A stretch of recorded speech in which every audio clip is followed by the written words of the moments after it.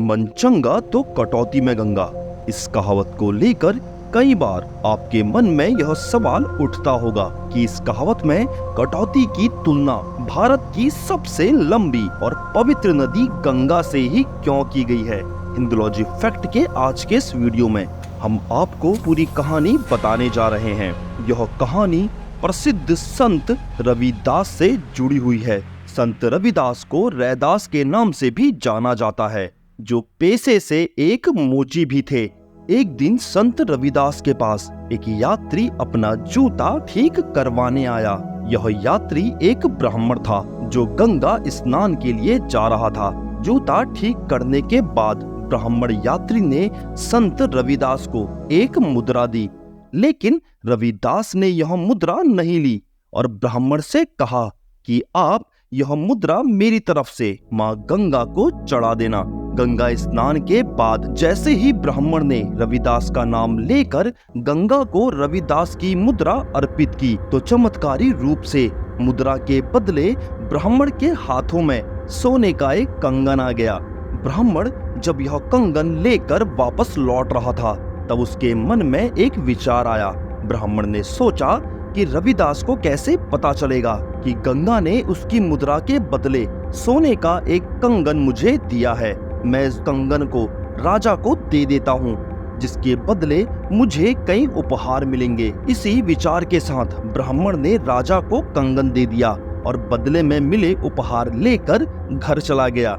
राजमहल में रखे कंगन पर जब रानी की नजर पड़ी तो वह बेहद खुश हो गई और राजा से बोली, मुझे ऐसा ही एक और कंगन अपने दूसरे हाथ के लिए भी चाहिए। अब राजा ने ब्राह्मण को बुलाकर वैसा ही एक और कंगन लाने को कहा। ब्राह्मण के मना करने पर राजा क्रोधित हो गए और उसे दूसरा कंगन ना लाने पर मृत्युदंड देने की धमकी दे दी। अब ब्राह्मण की परेशानी यह थी कि दूसरा कंगन लाए तो लाए कहां से, और अगर कंगन ना मिला तो अपनी जान से हाथ धोना पड़ेगा।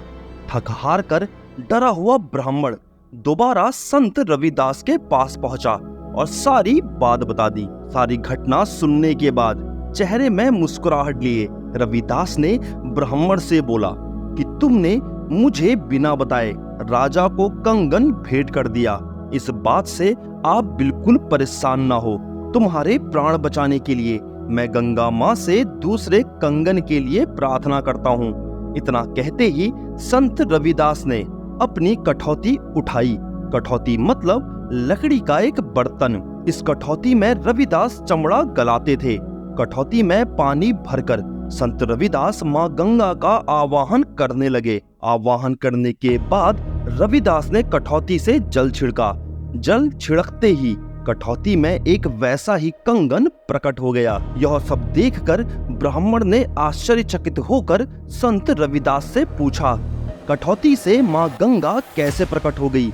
तब रविदास ने कहा, मन चंगा तो कठौती में गंगा। तभी से यह कहावत प्रचलित हुई है। अंत में संत रविदास ने वह कंगन ब्राह्मण को दे दिया और ब्राह्मण ने राजा को वह कंगन देकर अपनी जान बचाई। तो आपको हिंदुलॉजी फैक्ट का यह रोचक वीडियो कैसा लगा? अगर आपको यह वीडियो पसंद आया तो वीडियो को लाइक, शेयर और चैनल को सब्सक्राइब जरूर कर लीजिएगा।